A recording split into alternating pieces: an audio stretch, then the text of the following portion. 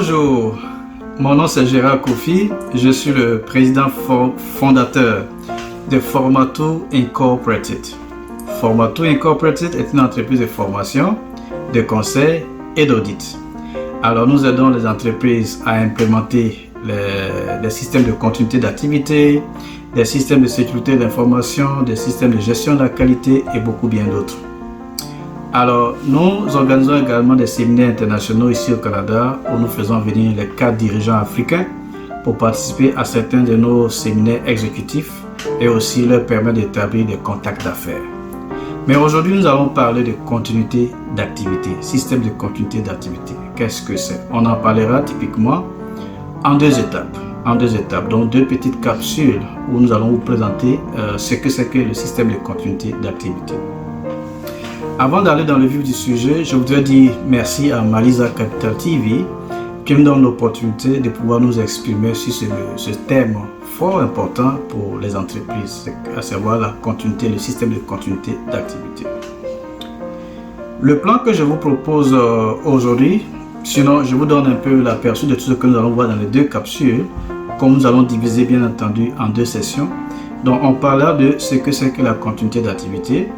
On parlera aussi des concepts de base et aussi le plan de continuité d'activité. Et également, nous allons aborder les télécoms et les technologies de l'information et aussi la chaîne d'approvisionnement. Et puis enfin, les bénéfices d'un système de continuité d'activité. Donc ça, c'est le thème, les points d'ensemble que nous allons voir, mais que nous allons subdiviser en deux étapes, comme je dis. Aujourd'hui, nous allons parler plutôt de la continuité et la définition, les concepts de base et puis le plan de continuité d'activité. Et dans la deuxième partie, nous verrons les autres points. Alors tout de suite, qu'est-ce que la continuité d'activité? Qu'est-ce que la continuité d'activité? Les inondations, les cyberattaques, la défaillance de la chaîne d'approvisionnement, voire même la pandémie, nous sommes bien dans la pandémie de la COVID-19, n'est-ce pas? Ou même la perte d'un employé clé d'une entreprise sont autant de facteurs qui peuvent perturber le fonctionnement normal d'une entreprise. Alors tout le système, l'organisation que l'entreprise va mettre en place afin de minimiser l'impact, sinon l'effet de ces situations de perturbation sur le fonctionnement de l'entreprise, c'est ce qui est connu sous la forme de système de continuité d'activité. Ça prend en compte plusieurs plans, plusieurs politiques, plusieurs procédures et c'est tout ça qu'on appelle système de continuité d'activité. Donc je l'ai rendu aussi simple pour que tout le monde puisse comprendre. Et bien entendu, ceci peut être implémenté dans n'importe quelle entreprise, quelle que soit sa taille, quelle que soit la nature de son activité, qu'elle soit du domaine public ou privé, n'importe quelle entreprise peut implémenter un système de continuité d'activité. Quels sont les concepts de base qui entourent le système de continuité d'activité, sinon les systèmes de continuité d'activité? On parlera d'abord de plan de continuité d'activité. Alors, le plan de continuité d'activité, c'est quoi? Ça part d'abord sur une analyse d'impact. En anglais, on dira Business Impact Analysis. Donc, on part d'une analyse d'impact. En d'autres termes, on va identifier tous les scénarios possibles, catastrophiques qui pourraient arriver à l'entreprise et comment est-ce qu'on s'y prend pour juguler leur impact sur le fonctionnement de l'entreprise. Donc ça, c'est ce qu'on met dans un plan de continuité d'activité.